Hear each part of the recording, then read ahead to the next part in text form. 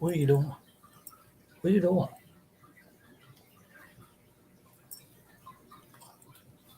What are you doing? Huh? Hello, folks. Welcome in. Welcome in. It is Wednesday night. Wednesday night. Would you get down? I knew this was going to do that.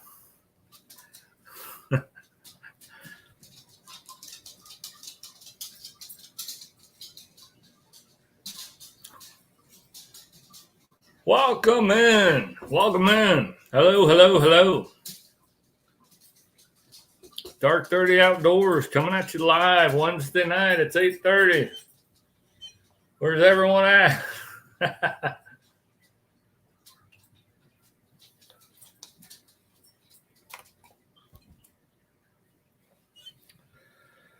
All right. Lots to get into. Well, maybe not lots, but should be some fun chit chat tonight. Tonight's theme is outdoors related myths. This could be fishing related myths. This could be hunting related myths. This could be myths related to bushcraft or survival skills. You name it. Off the Hook Outdoors. Ted, welcome in. Another Ted, bushcraft, Ted, survival. Welcome in, brother. Wednesday night. It's good to have you. Hope you're doing well. We'll see how many roll in. I didn't know. I took some notes on this, but I didn't know if I wanted to bring people up on panel and do kind of a round robin, bouncing myths back and forth off of each other, or just do kind of a list and shoot out fact or fiction. Play it that way. I don't know. We'll let people roll in and see how it goes. There's Tom Keltich and Everything Outdoors. We got Anti-Ajax is in the house. Welcome in. It's good to see you guys. I hope you're doing well.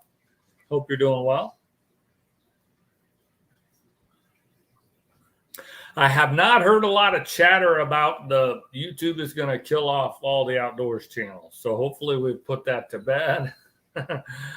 The B Saint Life, welcome in. It's good to have you. Be quiet. Fish can't hear that. Oh,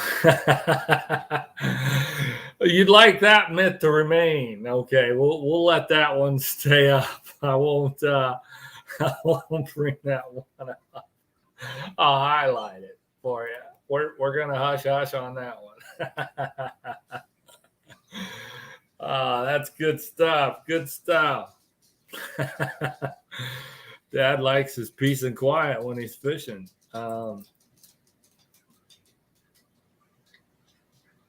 Yeah.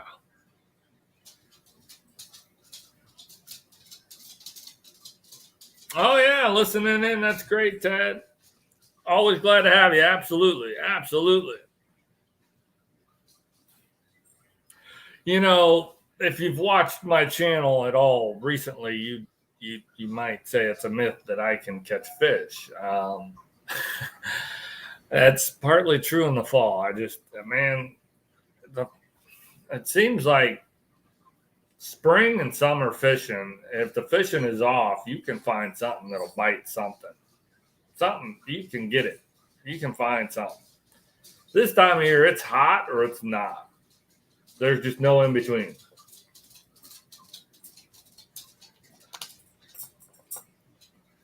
At least for me, that's been my experience. Bounce this off. The puppies coming in on the live stream. We count her too, right? You're checking out the live stream. Is it a myth that you're a good pup? Is that a myth? Is that your myth that you're bringing to the table? You're just as sassy as can be. Hey, we got Heath, Frontier Survival in the house. Welcome in. I hope you're doing well tonight. Today was a nice day, man. I tell you what, I was outside with the dog at noon.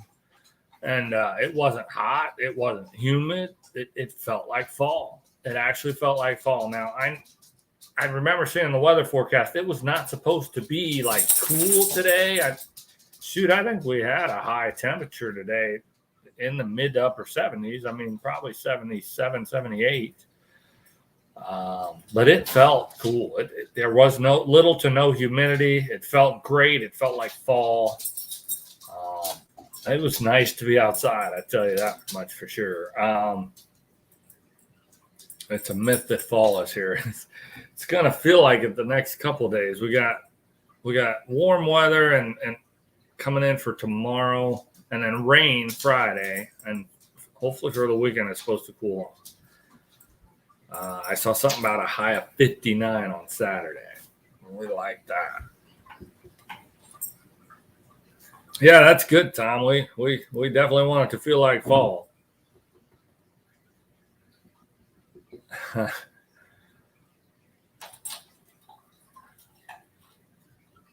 We got Nkringing Fishing Buntock in the house. Welcome in. I always say that, and I'm not even sure if I'm saying it correctly. Welcome in. Welcome in. It's good to have you. We're gonna do Outdoors Miss. We'll get into that. I don't know if I want to do a panel. I might throw it out to the chat, see how you guys feel.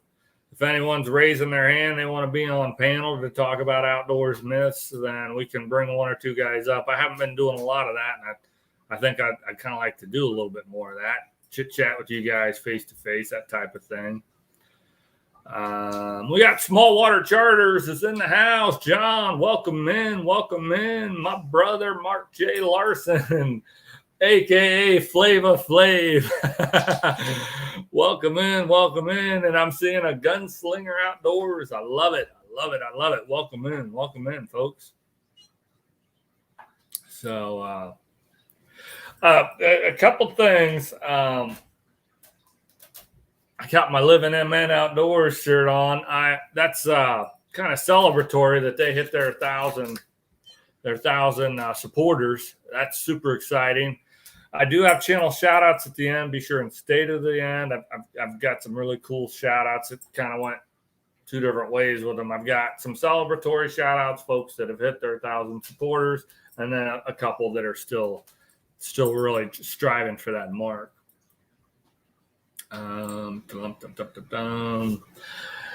Friday's video, I am going to be announcing a contest. I haven't done a contest in quite a long time. I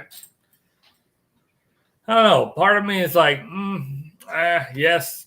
Part of me is like, no, don't really feel like doing that. But I've got gift cards coming out. These were from opening a new bank account, and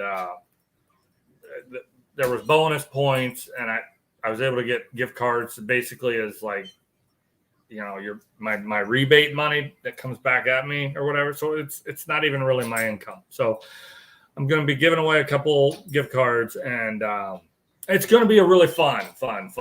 It's going to be for all my supporters. All the details that. It'd be beautiful if I share a video where I'm actually do even a hunting video, but it's kind of the same as fall where just haven't really fall by, at least not yet. I'm still hoping to. People tell me it's when the water gets colder. I don't want it to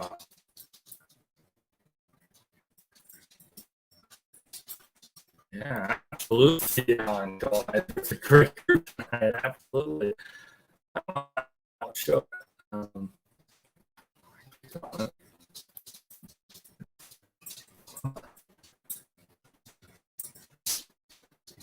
Maybe I broke that.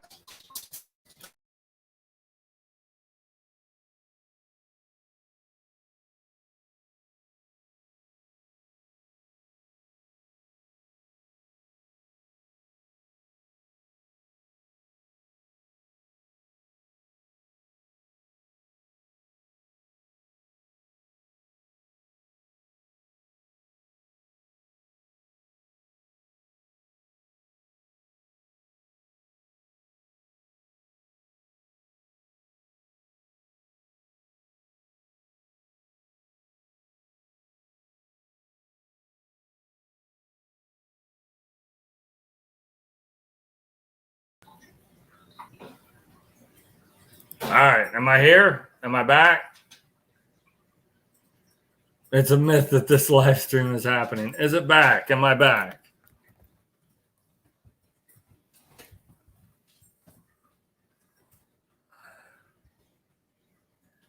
I don't know why that was caps locked. Am I back? 2 thumbs up? Yes, no, all good. We're here. Oh my goodness. I've never had it do that hiccup on me. I think I need to bring people up on panel so that if we lose me again, there's somebody else there to keep the keep it going. If I missed, I think Tina Ladybug, welcome in. Anyone else I missed that came in and was like, where did he go? I think I mentioned Gunslinger Outdoors. I think I got everybody. Okay, good. I'm back. I'm back and better than ever.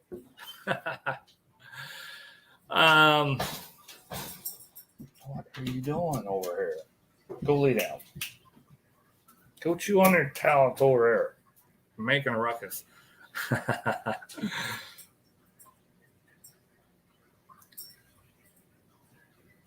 Okay, so where was I before we got all off my train of thought? I think I was rambling on about the fall fishing's been a little bit tough. But last year, when that was the case, I did a little bit more deer hunting.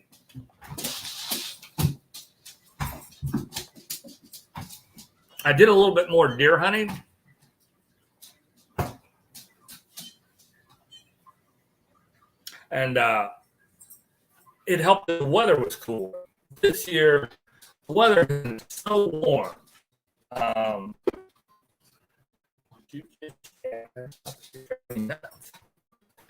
It's been so warm. It's been tough to really want to say get out and deer hunt. I mean, you know, it's just all right. It's tough. I'm a big fan of hunting deer when it's that hot. First of all, there's mosquitoes in the bug just in your face. And then, you know, if you're sweating, the more that you sweat, the more, I don't know why it's doing that. My signal is fine. I don't know. That might help.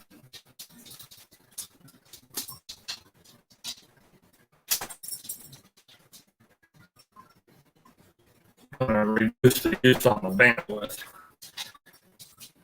Oh my goodness. No, other people are saying it's been a problem too.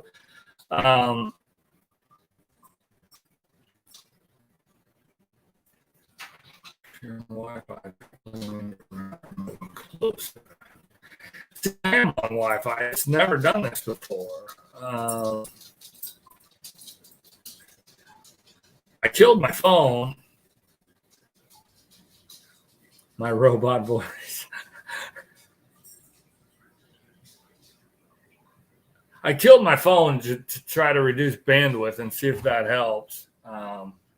Now I'm pushing my laptop across the kitchen table to move it, 1 foot closer to where the Wi-Fi is. Hopefully it's going to stay. I don't know, man.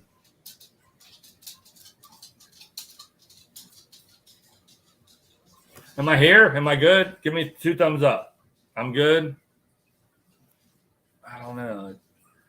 It's not giving me the little unstable signal anymore. I bet it's my internet. I bet my internet signal's running hot and cold. It does that periodically. It's never done it this time of night, though, which is why I've never had it happen on my live stream. But hey, we got FCP Fishing is in the house. Dana, welcome in. I see Lindia from Small Water Charters. Welcome in. It's good to have you.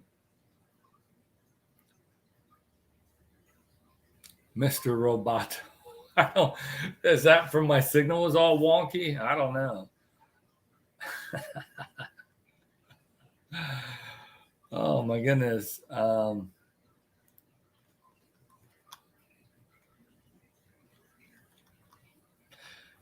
Anyway, I think I'm good for the moment. Yeah, John said I got real wonky when I was talking about the giveaways. Be looking for that video coming out Friday. I've got multiple chances to win. Oh my God, I can't even speak. I'm rattled with this, with the Wi-Fi being a little bit buggy tonight. Sunfish Assassin is in the house. Welcome in. Welcome in. I'll be giving away 2 gift cards. And again, my bank, it's rebate money my bank gives me. This isn't even coming out of my own income. So I'm happy to do that for my supporters. I am kind of trying to make a jump here, generate some more supporters. So stay tuned for that video that's coming out. There's going to be multiple gift cards to win, multiple ways to win. A chance for everybody. I'm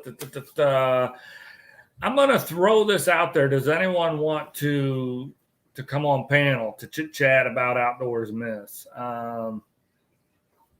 I don't think I want to get crazy. I don't even know how many. What you can do is 4 or 3. I'd be comfortable with 1 or 2 extra people in here. Maybe do 3 people total. I don't know.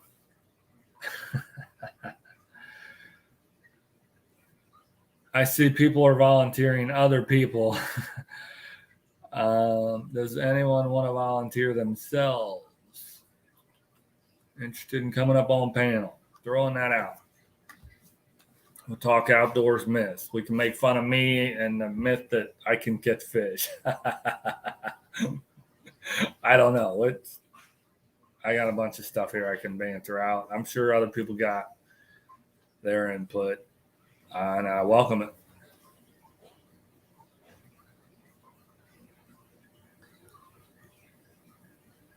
Oh, he's just saying hi to those folks. Who's coming up on panel? Maybe I'll just put it out there and see if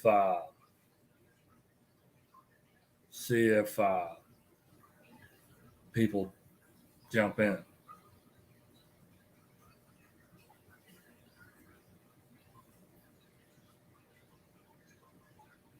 Never be scared when you're hunting because you got a gun, right? Let's see. Copy to the clipboard. Copied, and then I think I put it in here. And then we'll just see who jumps in. Yeah, if you're working, I get that.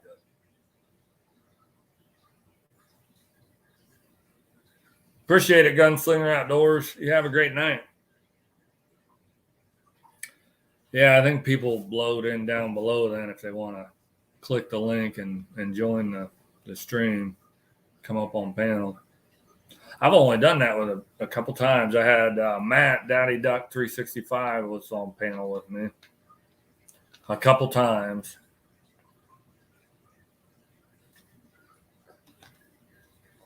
And I don't know if I've had anybody else. But the link is out there if anybody wants to jump in. Step up to the plate. Who's coming in? Joining me on panel. We'll chit chat. Or you guys are gonna make me. You know, it's funny. Killing my phone seemed to save the Wi-Fi. It's not giving me that unstable error message anymore. Although I've had my phone on before, all through my live streams, so I think it had more to do with my my home internet was running hot and cold. Getting scolded for streaming too much on too many devices. Are you do you not have unlimited and you're running up your phone tab or something? Anybody's welcome.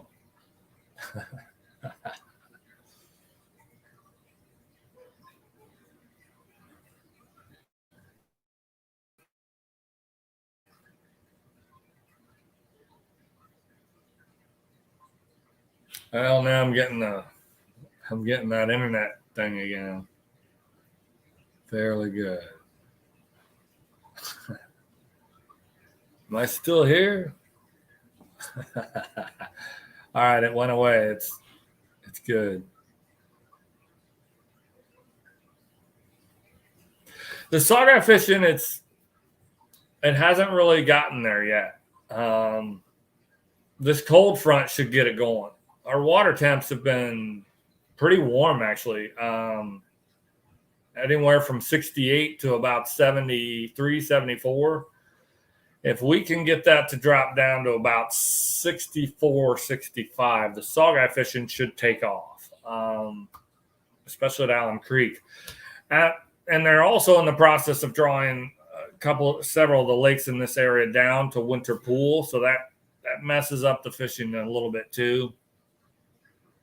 The fish want to push shallow, and then the level's dropping. That tells them to move back deep. So it's a little bit wonky right now, but in about a week things should stabilize. So we got NL Ghost Wolf is in the house. Welcome in. Welcome in.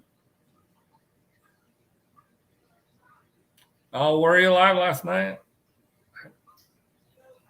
What was I doing last night? Oh, I had plans. I wasn't online at all, really.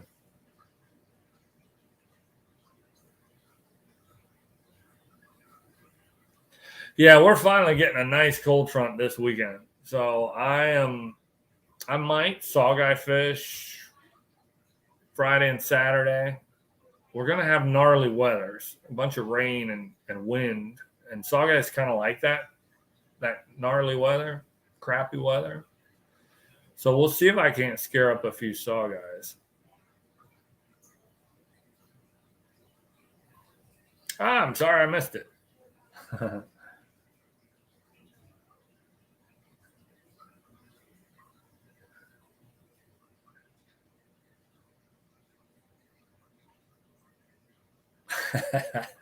Yeah, I've never done a 3-hour live stream.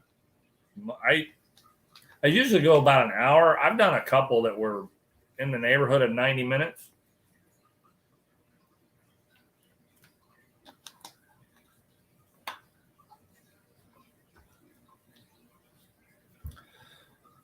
All right, I don't want to push the issue.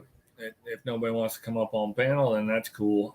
What I'm going to do, I'll just throw some out, and you guys can say fact or fiction. I'll try to read these as if it's a statement, and you guys can just in the chat type out fact or fiction. Then this is going to be around outdoors related myths, whether it's fishing or hunting or just outdoor bushcraft survival type of stuff.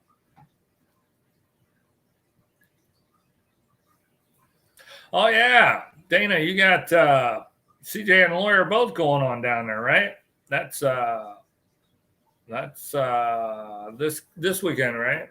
Or is that next weekend? That might be this weekend. I can't remember. It's either this weekend or next. Weekend of Halloween, I go up there. So I'm looking forward to that. And I really hope we have cooler weather for that. Okay, outdoors myths. We're going to start with outdoors myths number 1. You get a venomous snake bite, and someone should try to suck the venom out of the snake bite. So if you get bit if a venomous snake bites you in the leg, someone should try to, go to the bite mark and suck that venom out of your leg and then spit it on the ground, right? Is that fact or is that a myth?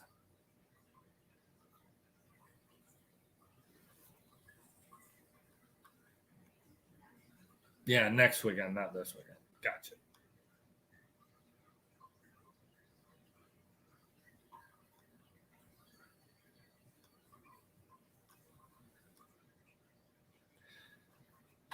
FCP Fishing says that's a myth. Anti-Ajax says that's a myth. Anyone else? Has anyone in here gotten bit by a venomous snake? Good Lord, I hope not. That's a bad day right there. That's just a bad day.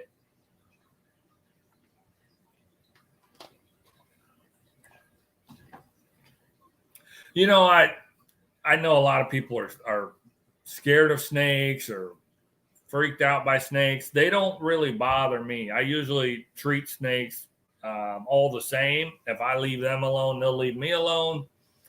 And that has worked out well for me. There are a couple other people have said that's a myth. And that is correct. It is definitely a myth. There's a couple of problems. One is that you can add bacteria to the bite location, and that can cause infection and more problems than what you're trying to solve, number one.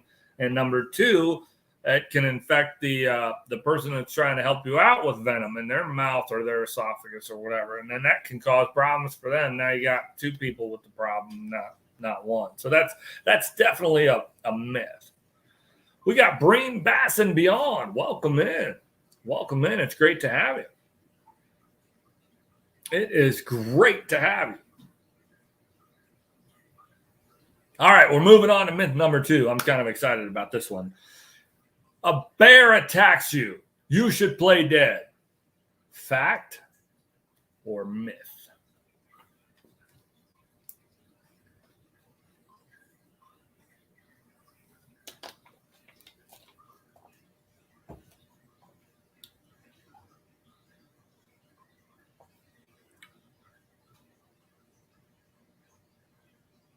If a bear attacks you, you should play dead. Fact or myth?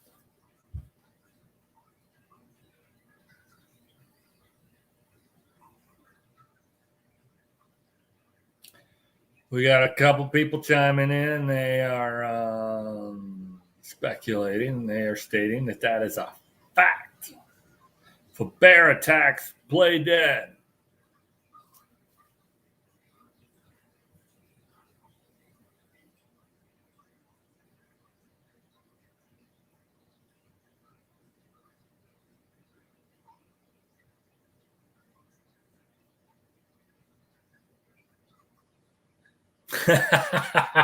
I love his answer. Fact.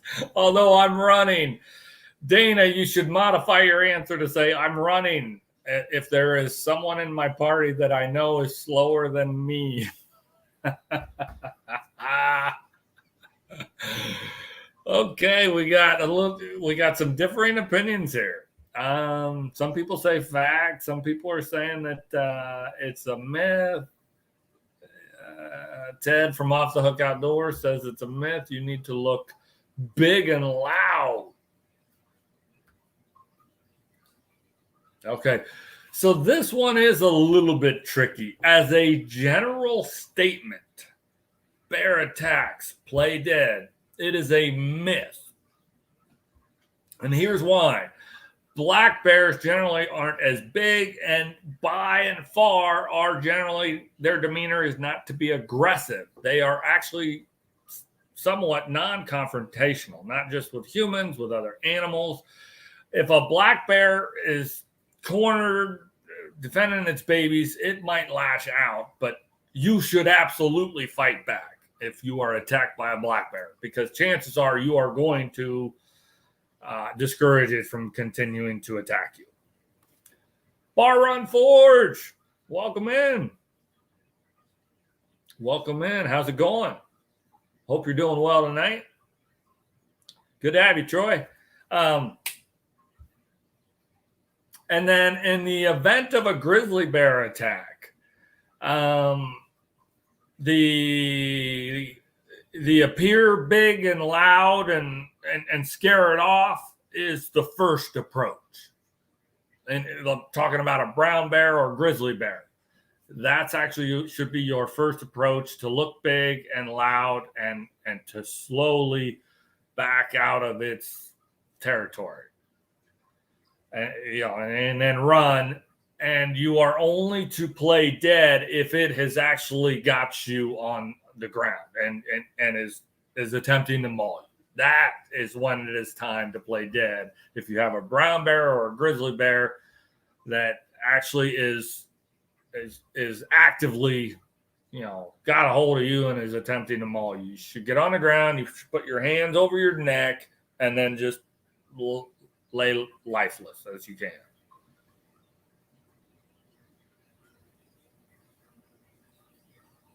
Yep. Pretty good on that one. Some of you weren't sure. Some of you kind of sort of had it. I think Ted was spot on for that one. All right, moving on. Myth number 3. If you get lost in the wilderness, food is your number one priority.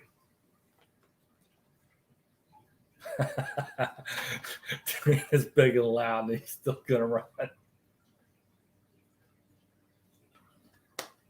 Oh, boy.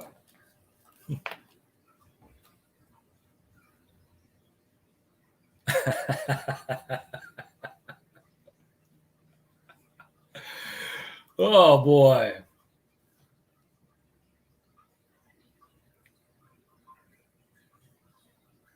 Okay, I think we might have a consensus on this one. Yeah, it's not super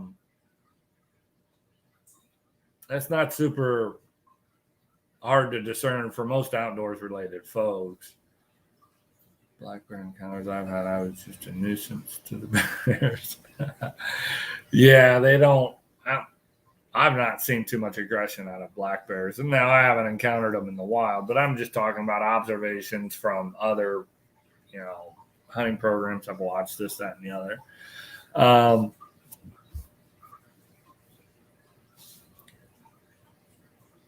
You're lost in the wilderness. Food is your number one priority. A lot of people are saying that is false. That is a myth.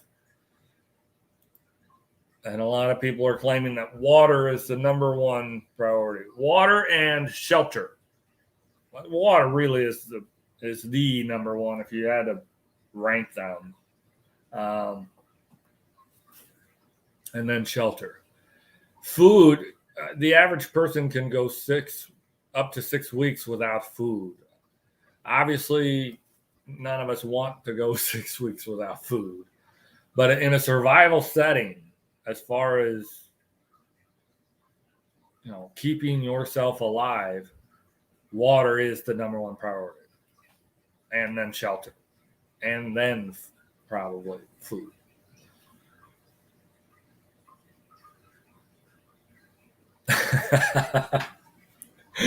Oh, boy. Anti-Ajax is bringing it tonight, man. Where's John? He usually likes to throw around the banter, too. It must be getting late. He and Lindy got to get off to Donkeyland early in the morning. All right, moving on. What do we got? Number four. Cactus fluid can save your life in a desert survival setting. Fluid from a cactus can save your life in a desert survival situation. Is that fact or myth?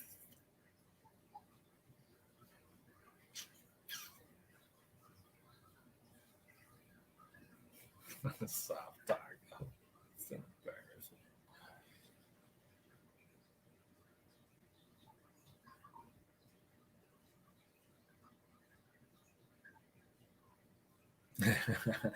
It's past John's bedtime. Fact, says Off the Hook. Bream, Bass, and Beyond says true. Anti-Ajax says depends on the cactus, so go with no if you do not know. FCP Fishing says fact, but yuck. All right. So Anti-Ajax nailed it. Most of the cactus you find in the desert can make you sick if you drink the fluid in them. So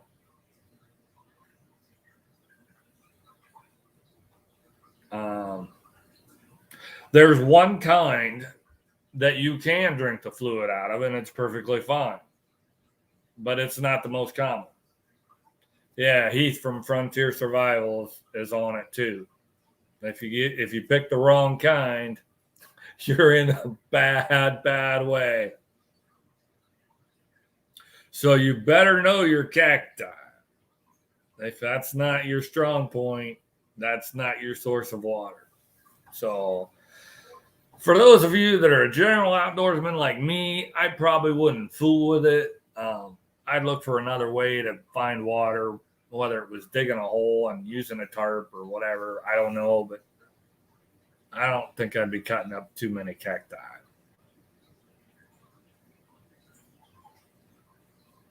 All right, we ready for number 5? Number 5, outdoors myths. Moss grows on the north side of trees. Moss always grows on the north side of trees. Prickly pears have high water content. Eat that.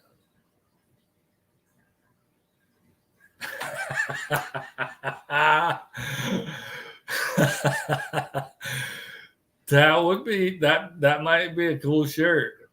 That might be a cool shirt. I don't know if I ever merchandise, I might throw that up there. Make a special note. Shirt. Oh my God. Better know your cacti.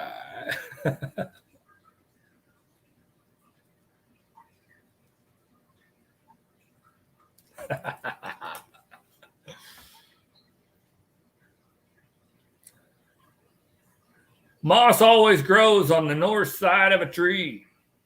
Fact or myth? What say you? What say you? Moss always grows on the north side of a tree.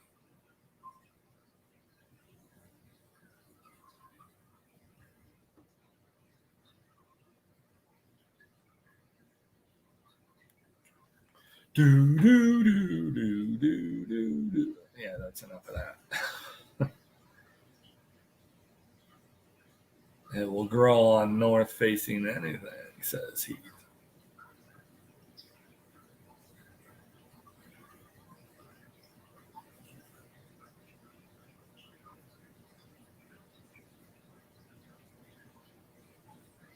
Moss always grows on the north side of a tree.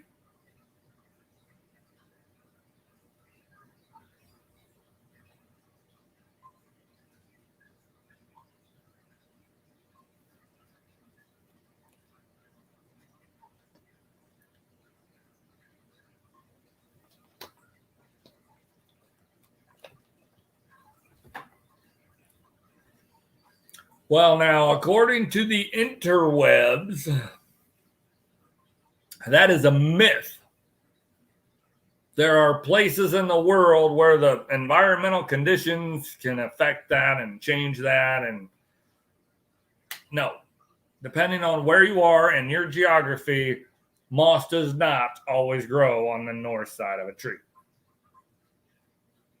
Hey, we got to sleep at the Real Outdoors is in the house. Welcome in, welcome in. Yeah, this is the first time I believe I've seen that name, Asleep at the Real Outdoors. Welcome in. It's great to have you. Right, Anti? Yeah, if we're using it in a general sense, we're not just talking about the upper Midwest. We're talking about the whole world, you know.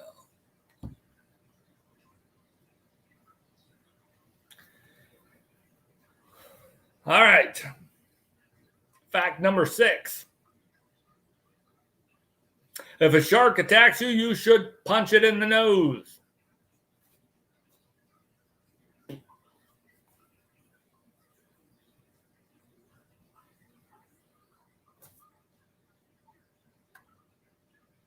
I might have that. Yeah. Well, geez. See if I can find it. There it is.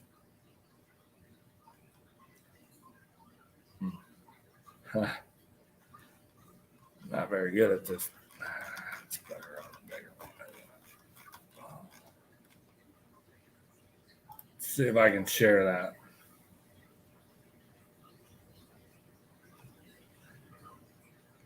Oh, we got some answers on that one.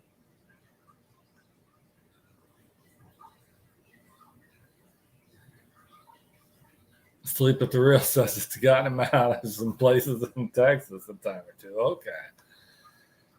Fact. I like that name. Fact. But he's still running. You're swimming in that case, I would think.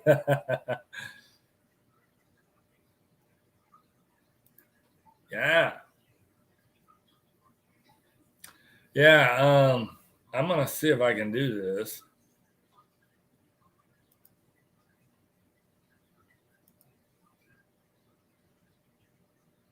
If it'll let me, I don't know.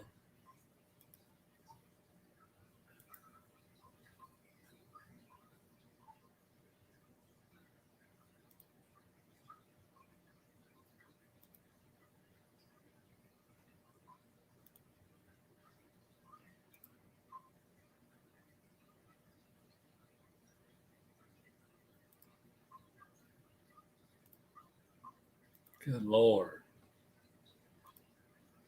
There it is. I think.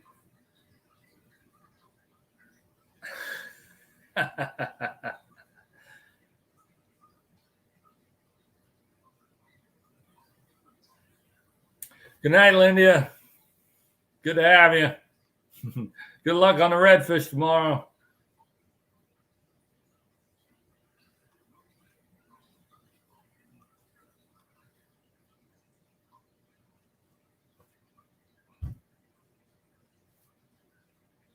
All right, that's enough of that.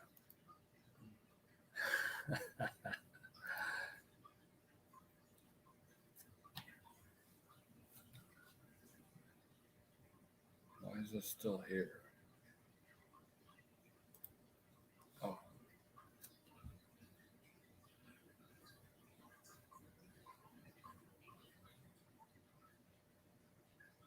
Okay, the punch a shark thing in the nose is mostly a myth.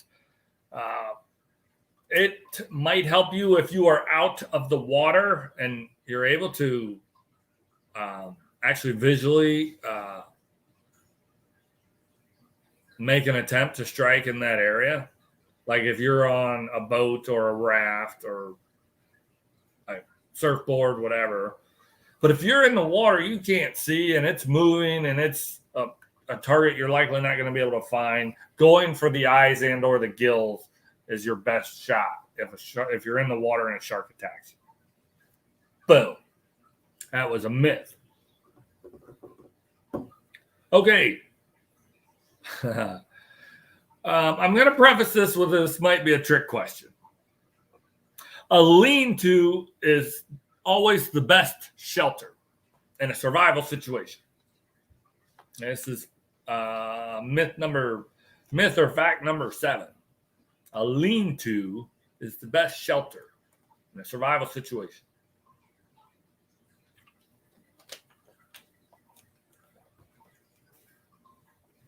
What do we got?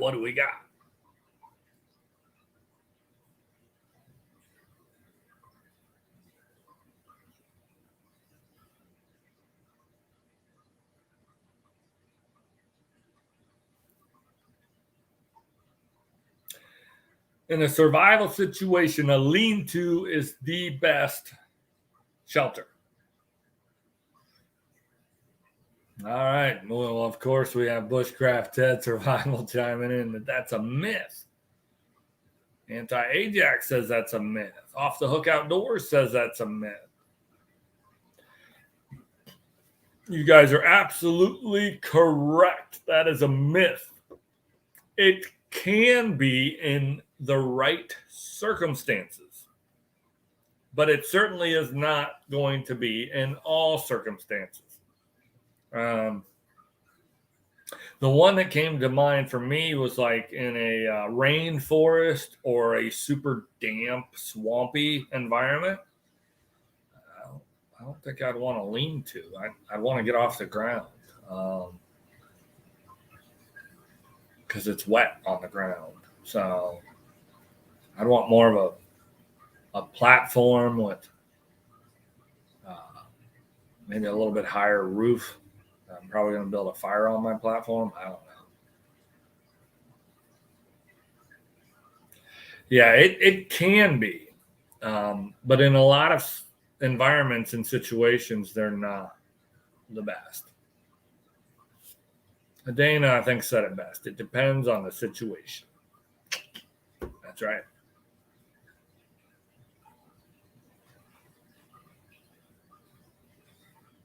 This brings us to number 8.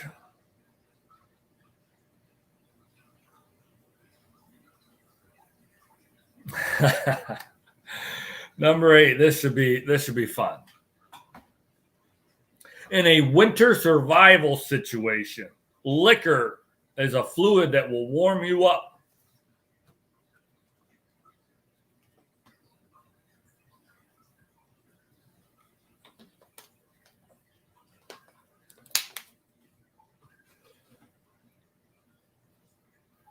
In a winter survival situation, liquor is a fluid that will warm you up.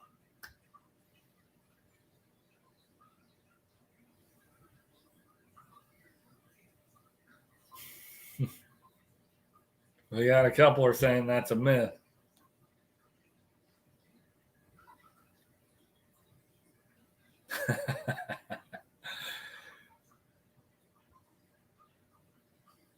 It specifically says will warm you up. It doesn't say make you feel better.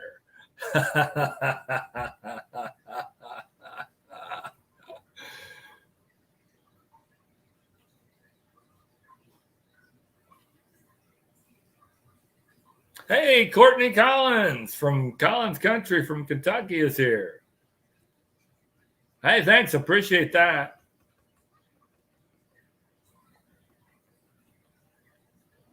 She says that liquor will warm you up is a myth. That seems like that's a pretty good consensus.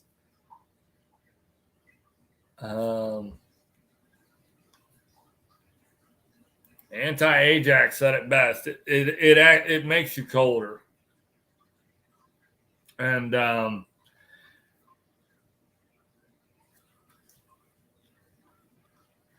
so yes, that's a myth. And where that derives from is what the liquor actually does is it deadens your senses at the surface, your skin. That closes up your capillaries and stuff. So you don't feel the cold as well on your skin. The problem is that enables your core to get colder much faster. So there's a little bit of an illusion that happens. When you drink liquor, you might feel like you're not as cold anymore. But what you're actually doing is making it so that your body's temperature could be reduced much faster.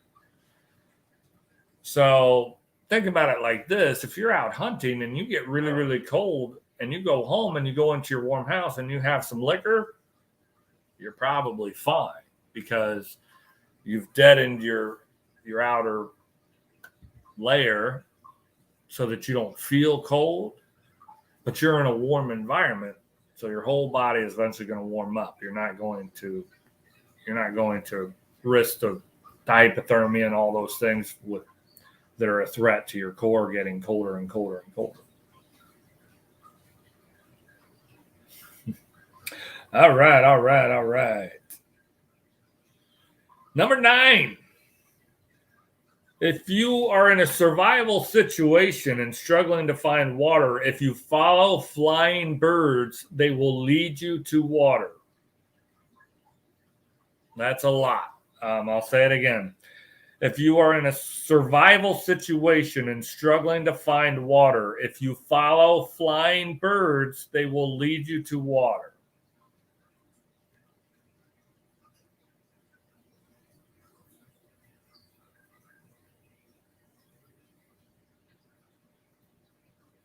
Asleep at the Reel says that's a myth.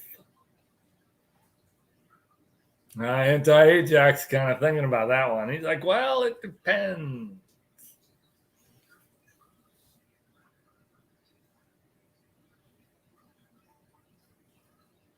I like this answer. I like this answer.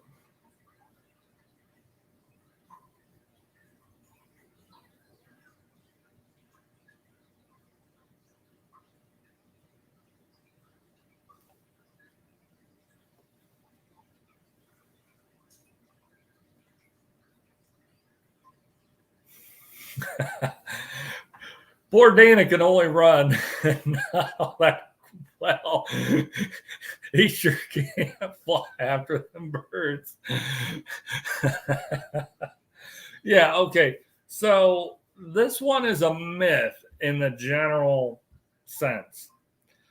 Obviously, it could be a truth. There could be birds that do fly off to where the water is, but you could never really know that that's where they're going. Courtney said birds fly everywhere. They could be going to feed on nuts, some crazy nut tree that grows on the fringe of a desert and there's no water around. Who knows? But as a general rule, that's a myth. Flying birds will not lead you to where there is water. It's kind of like in the world of hunting, and this wasn't one of them that I wrote down. This I just thought of off the top of my head. In the world of hunting, deer hunting, a lot of people like to use doe and heat deer pee in a bottle that they bought in Walmart, and they take that out there and they pour that on the ground, or they hang it from a tree or whatever. That's real natural, you know. Like the hot doe is peeing on that branch of the tree 6-7 feet up in the air. It's ridiculous.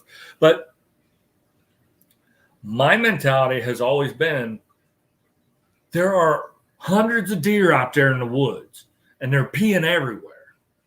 They're peeing everywhere.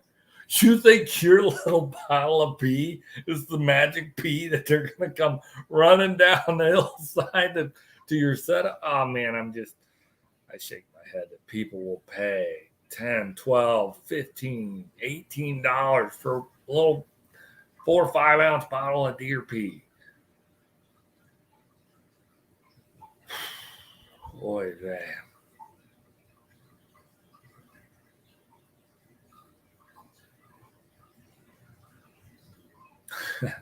Anti still worried about the Gators and the Crocs.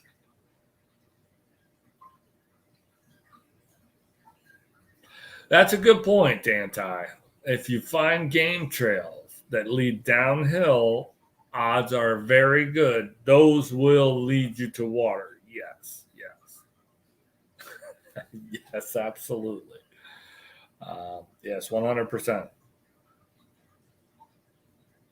All right, here's another one. Myth or fact number 10. Rub 2 sticks together to get fire in a survival situation.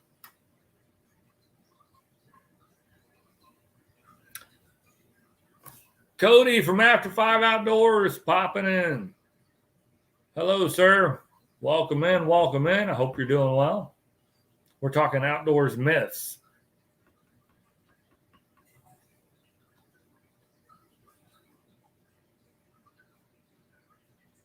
Your contribution would be hunting bears is easy. Oh, boy.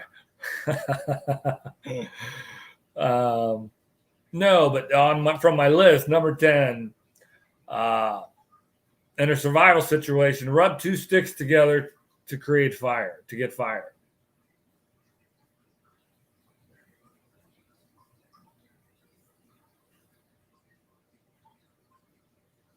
fact or myth?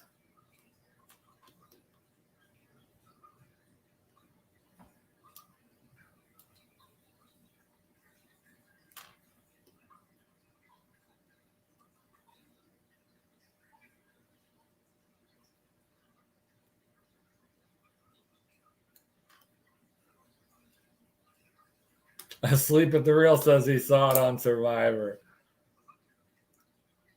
Hey, we got Todd Morgan in the house. Welcome in. Welcome in.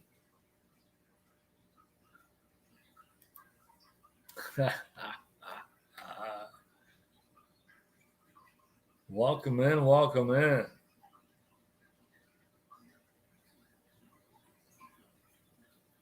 FCP Fishing says it can work, but that's a whole lot of rubbing. And he's kind of on the right track there. As a general rule, this is a myth because it is extraordinarily difficult and it takes a ton of practice. So it does burn up a ton of energy, which could be used to building your shelter or finding food or doing other things that are productive that you can manage with less energy output.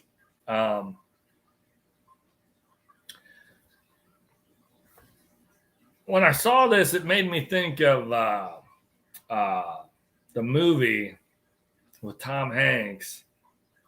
I can't think of the name of it. I don't know why. Stranded or Outcast or that's right there. I'm drawing a blank. Brain fart.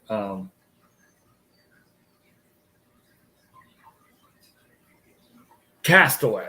That's it. I knew when I said the word Outcast, I was close. So Castaway. Tom Hanks in the movie Castaway. They probably did a really, really fair job at showing that rubbing two sticks together to create fire is extraordinarily difficult. Yeah, Castaway. Thanks, Cody.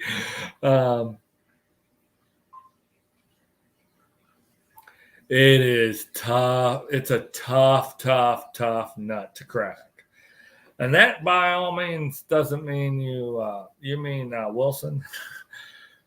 By all means, that doesn't mean that you never should try that. I think it's just, as a general rule, that should not be a priority. If you have no way to generate fire other than that,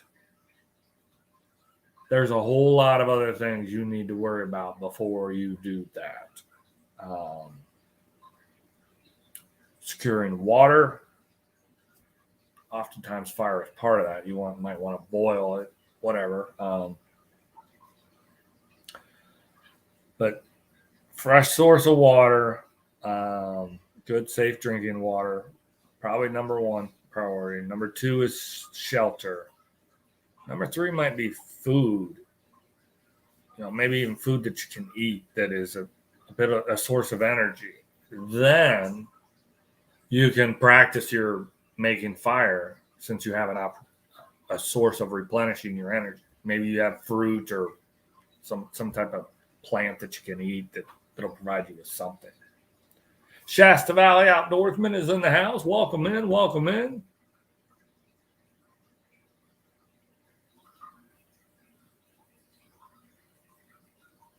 Yeah, I like this answer.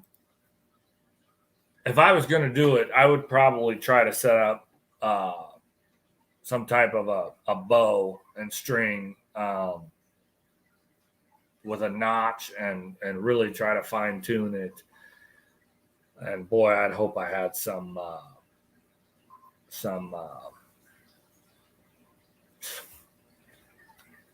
super flammable tinder. Completely dried out leaves, dead leaves, or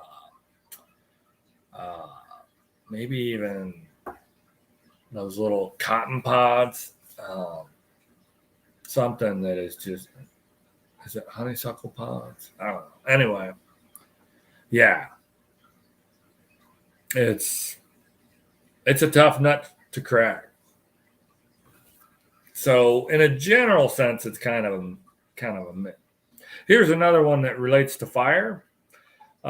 Myth or fact number 11: wet matches work after they have dried out.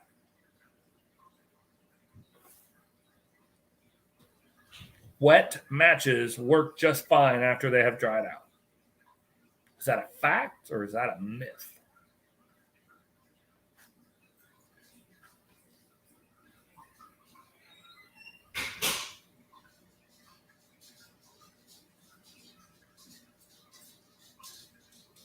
Wet matches work just as well after they have dried out. Anti-Ajax says depends on the matches.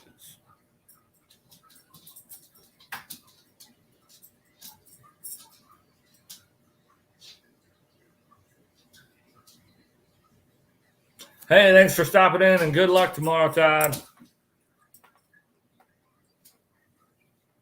I hope it's cooler weather where you're at. It's a little warm here. What are you doing?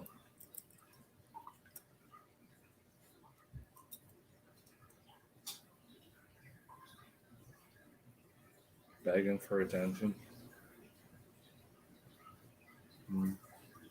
Begging for attention.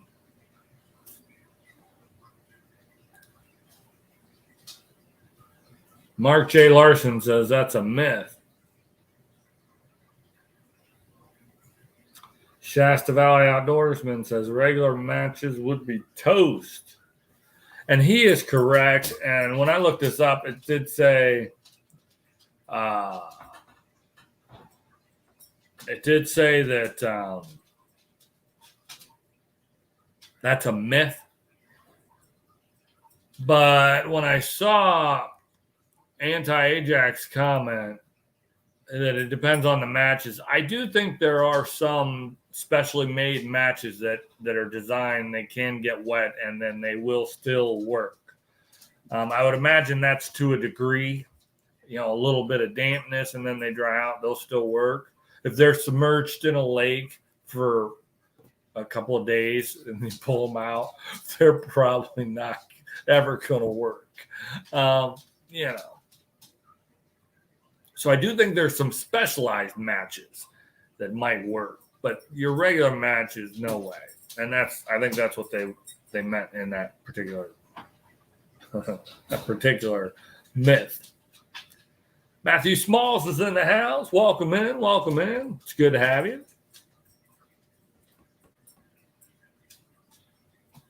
Yeah, it's still warm in Ohio.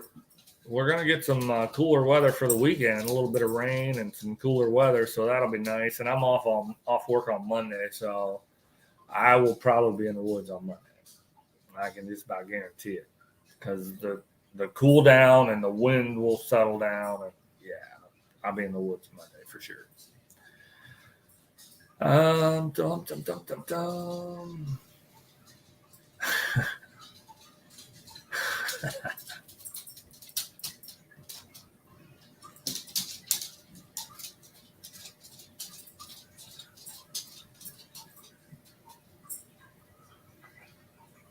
Okay, where am I at here?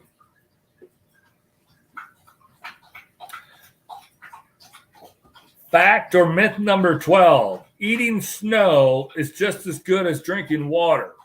Again, we're back to a wintertime survival situation.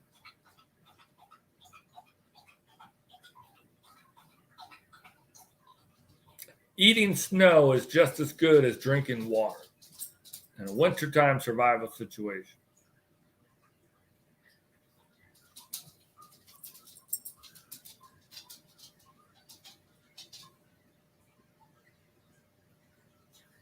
Eating snow is just as good as drinking water. Fact or myth?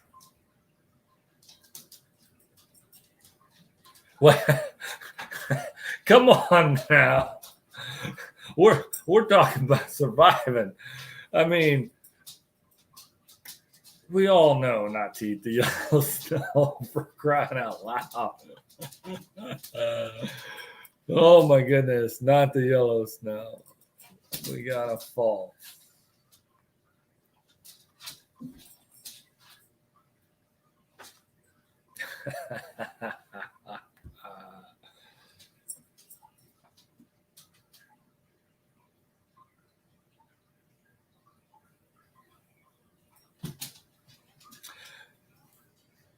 I think we've got a pretty good consensus here.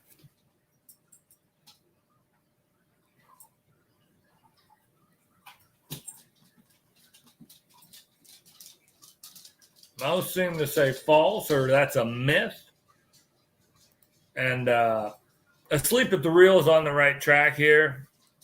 The problem with snow is that it has a ratio of 9-1 for air to water. So it's mostly a volume of cold air, and since the water is frozen, it does go down into your core quite cold, and so 9-1 is the ratio of air to water. 9 quarts of snow equals 1 quart of water. So it's a serious threat to reducing your core temperature, which is the last thing you want to do in a wintertime survival situation. So you are 100-fold better off to boil the snow. Throw the snow in a tea kettle or whatever. Put it in something and boil it, and then drink it. And let's hope that you've got good matches that aren't wet or something that could create fire, because we just learned that rubbing 2 sticks together is a nightmare. All right, here we go. Myth or fact number 13. I got like 5 more of these. This is a fishing one, okay? So Dana and Cody, you guys are on point for this one. Big baits catch big fish. Is that a fact or a myth?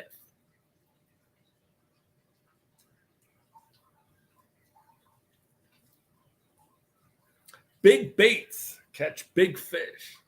Fact or myth?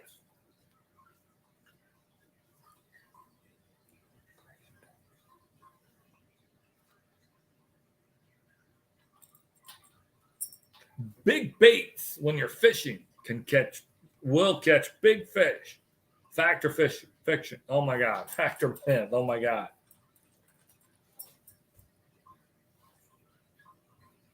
Ajax says myth. Cody says fact. Dana says yes and no. She has the fact.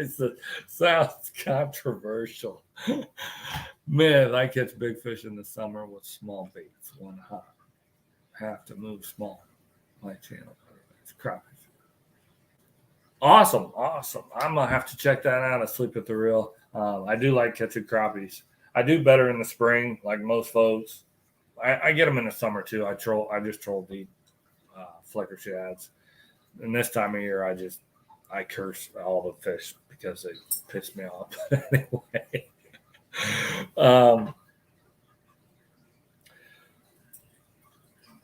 Big baits catch big fish.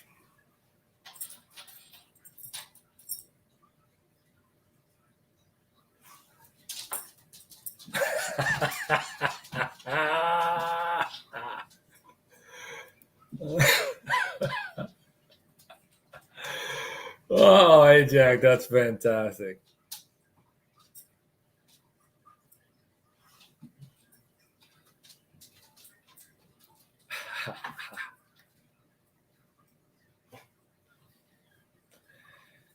The general rule here is no. The general rule here is that it is a myth. Now, obviously, it can be true, but as a general rule across species, you generally do not have to fish with big baits to catch big fish. I'll give you an example. My uncle, his heaviest muskie, and it wasn't his longest, but it was caught in October, so it had a big fat fall body. It's as fattest muskie I've ever seen in person. He caught it on a little Ernie, which is a 4-inch crankbait. And I've also heard the myth that, or I've heard it said that fall is big bait time. In the fall, that's when they want the big bait. They want to expend less energy and eat something big. But there it was. His biggest, heaviest muskie he ever caught was on a 4-inch crankbait. I don't know. He's caught muskies on big baits. I don't know that I have. I've caught them on small and medium. I don't think I've ever caught them on what I would classify as a big bait, like 8-10-inch bait or bigger. I just don't. Around here, it's not really the thing. In our reservoirs and stuff, the muskies, 90% of their diet is shad, and the bulk of the shad are going to be 3 to 6 inches in our reservoir. Now, sure, some of them will get bigger than that. There are shad in our lakes, our reservoirs that are 8, 9, 10 inches. But the vast majority, 3 to 6. That's what they're used to eating. That's what they eat all the time.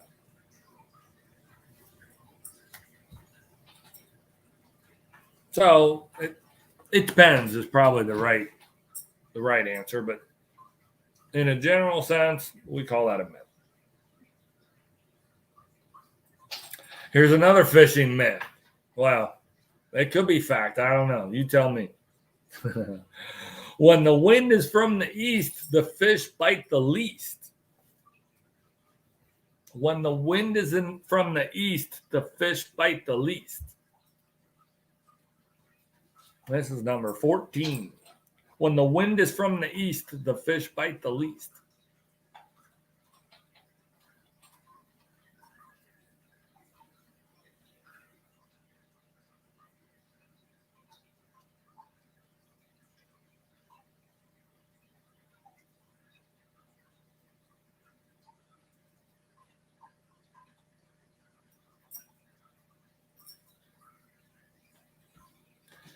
Cody from After 5 Outdoors says that's a myth.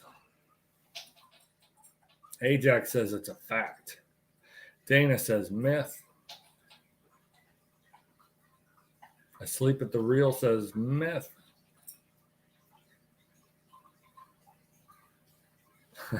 Something about a Snickers? I don't know.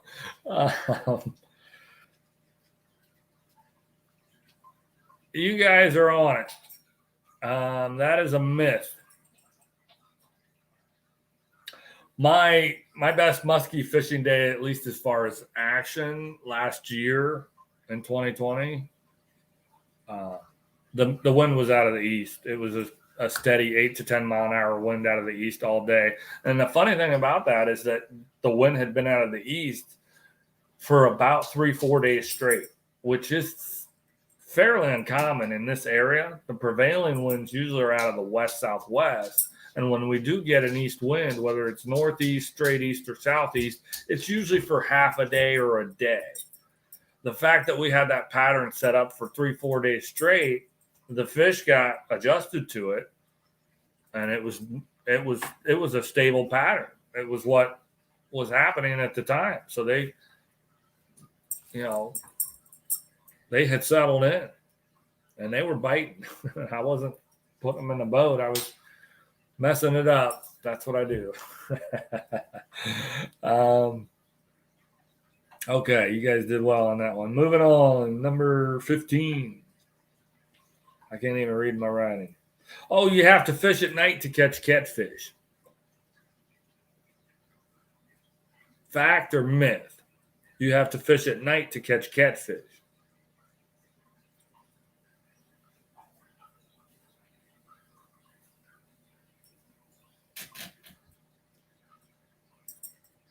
All right, Dana. Thanks for popping in. You have a good night.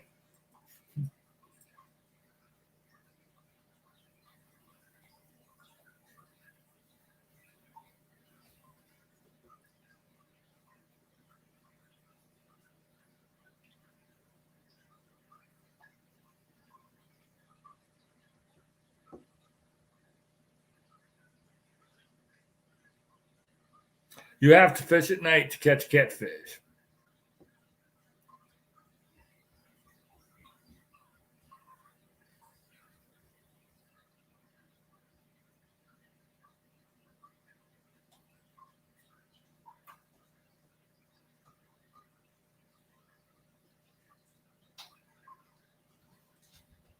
Fact or myth, you have to fish at night to catch catfish.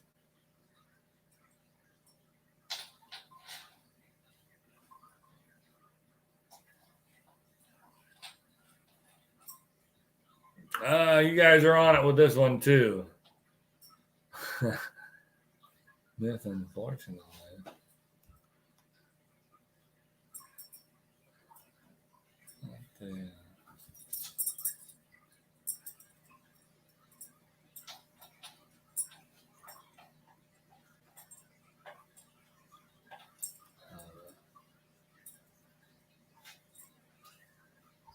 That's a myth, especially in rivers, man. You can catch them middle of the day, in the morning.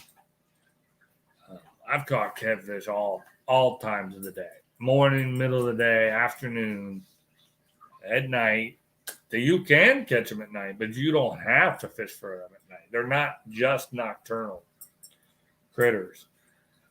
Ask CJ from Shit Cabins Homestead. We're out there trolling in the 11 o'clock in the morning, 3.5 mile an hour for muskie, and he catches a 26, 27 inch channel catfish. Oh boy. All right, we're winding it down here. We got 3 more. Is that right? Yeah, 3 more. These are hunting related. Deer tracks. If the deer track has dew claws, then it's a buck. A buck made that track. If you're scouting in the woods or really anywhere and you see deer tracks, if that deer track has those dew claws, then that's a buck track.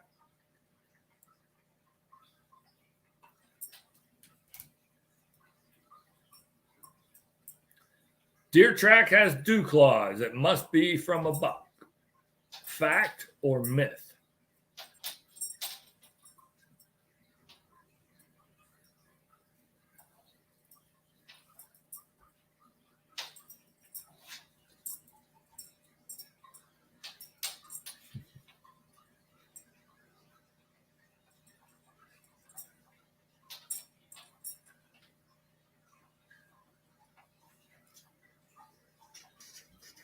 Deer tracks. You come upon some deer tracks and they have dew claws. That's a surefire sign that those deer tracks were made by a buck. Yes or no? Fact or myth?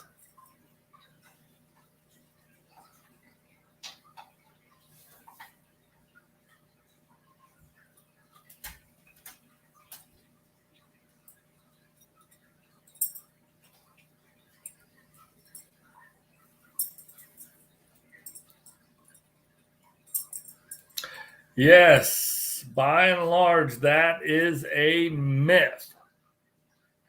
Again, this is kind of general rule. That is a myth. Deer tracks that show dew claws, that could be a doe just as easily as it can be a buck. Especially, it depends on where does that deer track in? Is it in a creek bottom? It could be a fawn. Saw nice soft mud. It's hard to say.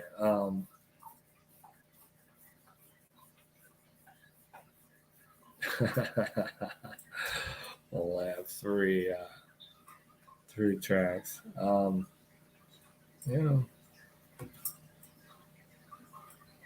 They say that if you see deer tracks in snow and there's a drag mark, that's a buck because they have that gait where they drag their hoofs. But I don't think that's 100% either. I think it's a little bit more accurate than dew claws, but I don't think it's 100%. Okay, if you're scouting for for bucks. You want to harvest a buck, and you're out scouting, and you've seen rubs on the trees, but you find a rub that's on a big tree. I mean, this is 8-10 inches around. It's a big tree. It's a really big tree. It's all tore up. Big rub on a big tree equals big buck. Correct? Yes or no? Myth or fact? Fact or myth? I'm supposed to be saying that. What if it's a John Deere track? Arr, har, har, har, har. That's like dad joke material right there.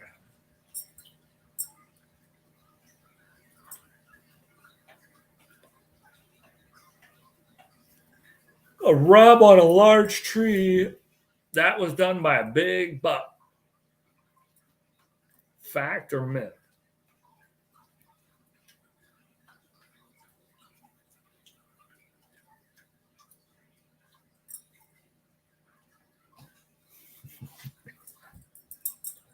Large angle 2 kilometers. Yeah, that's a different kind of track.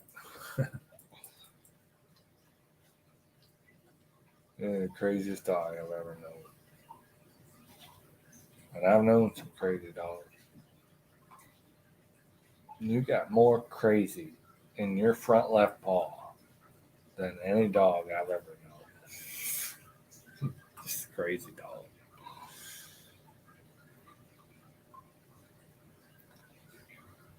Cody he's not on the white-tailed deer program. He's just not sure.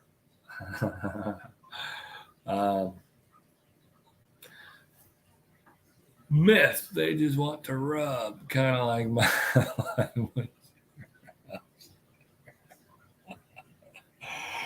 Wow.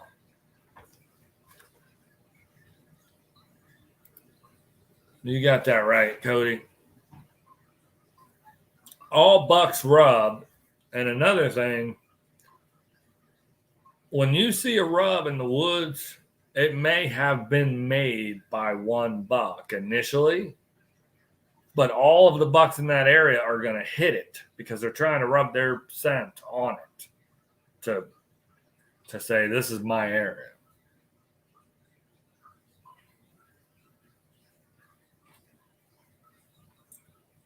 All right, Off the Hook Outdoors, Ted. Thanks for listening in. Hope you have a good night.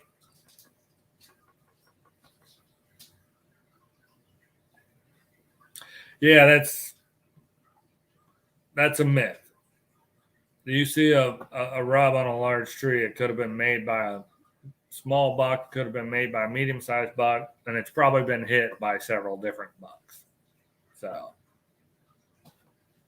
you could hunt over that and have a 4-point come in the next morning.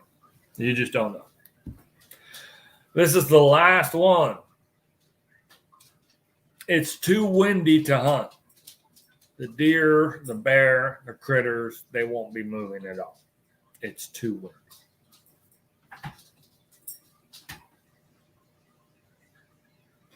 Tiger Muskie and M, welcome in, welcome in. Good to have you. Hope you're doing well. Sleep at the Real, thanks for stopping in. I'll have to check you out for sure.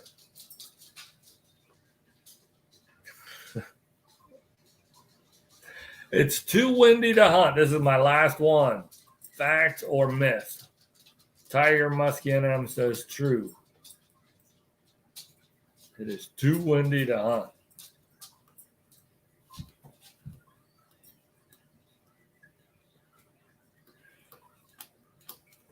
Oh.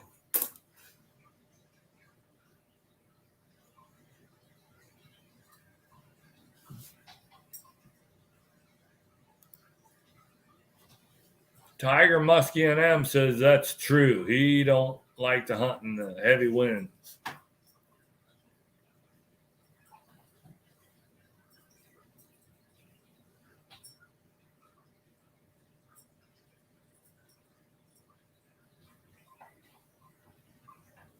Cody prefers to hunt in wind. He can use that wind to his advantage.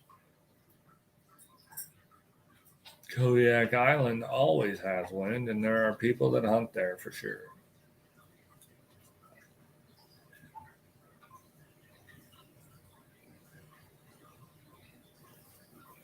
Animals hunker down. It blows your scent everywhere.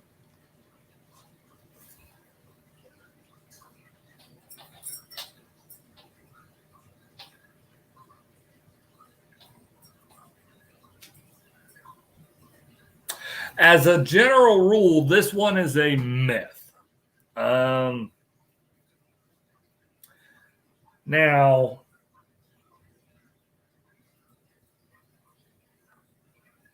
there's kind of a caveat to that.